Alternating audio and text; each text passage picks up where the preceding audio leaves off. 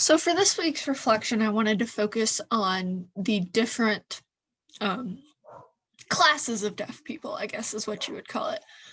And once again, I'm completely baffled by the information that I never thought to consider.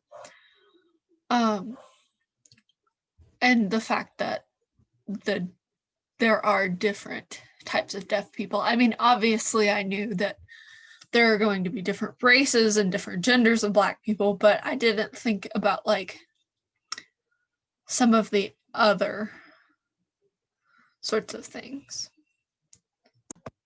Now, deaf people, like hearing people, have different cultures for different subsets of different groups. There being the two more widely known groups of the deaf elite and the grassroots deaf. And the deaf elite are people who had it all, had wealthier, maybe not wealthy, but middle class to wealthy parents that could afford to send them to deaf schools, had a full deaf experience, maybe even had deaf parents that they grew up with.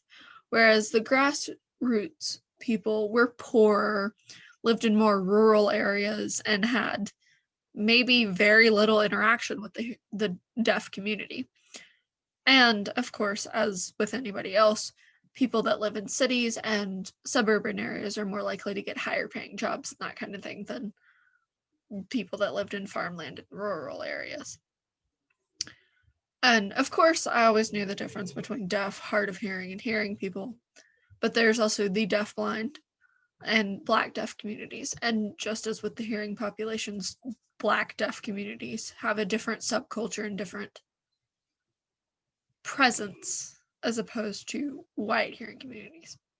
Additionally, within the United States, obviously different people from different countries are going to have different experiences, but within the United States and within the different regions within the United States, there are